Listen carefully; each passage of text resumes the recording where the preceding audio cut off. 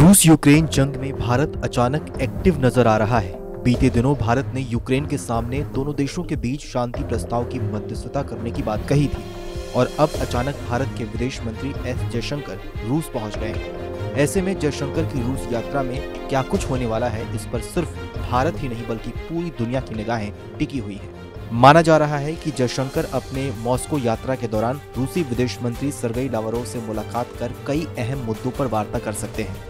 गौर करने वाली बात यह है कि जयशंकर जैसे ही रूस की राजधानी मॉस्को पहुंचे, रूस की तरफ से एक बयान जारी किया गया और बयान भी ऐसा जो दिखाता है कि जैसे रूस भारत के हर मंत्री का स्वागत उतनी गर्मजोशी के साथ करना चाहता है जैसा वो आज से सालों पहले से करता आया है।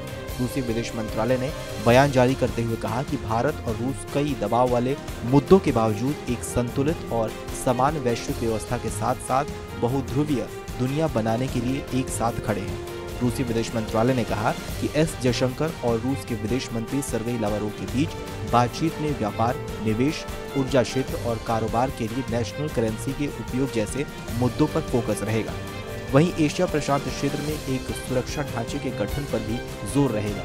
2 दिवसीय रूस दौरे पर विदेश मंत्री एस जयशंकर अपने समकक्ष सर्गेई लावरोव के अलावा रूसी उप प्रधानमंत्री एवं व्यवसाय और औद्योगिक मंत्री डेनिस मंतुरोव से भी मुलाकात करेंगे।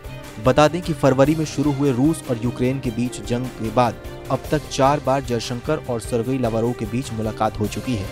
वहीं युद्ध शुरू होने के बाद प्रधानमंत्री नरेंद्र मोदी ने भी रूस के राष्ट्रपति व्लादिमीर पुतिन और यूक्रेन के राष्ट्रपति व्लादिमीर जेलेंस्की से कई बार फोन पर बात कर चुके हैं। जंग को लेकर भारत ने बार बार अपना पक्ष रखा है कि वो किसी भी सूरत में जंग के पक्ष में नहीं है। सितंबर में भी पीएम मोदी ने समरकंद में आयोजित एससीओ मीटिंग में द्विपक्षीय वार्ता के दौरान रूसी राष्ट्रपति पुतिन से कहा था कि ये युद्ध का समय नहीं है।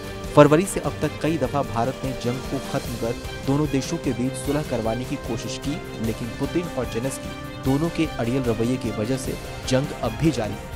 गौर करने वाली बात यह भी है कि दुनिया के बड़े बड़े देश ये बात कह चुके हैं कि अगर ये जंग कोई रोक सकता है तो वो है भारत। ऐसे में सवाल ये है कि क्या भारत की नीति और कूटनीति रूस और यूक्रेन के बीच जलती जंग की ज्वाला को शांत कर पाएंगे। बहरहाल हमारी इस खबर को लेकर आपकी क्या राय है, हमें कमेंट सेक्शन में जरूर बताइए। बाकी देश और दुनिया की तमाम बड़ी खबरों के लिए देखते रहिए आज तक डिजिटल।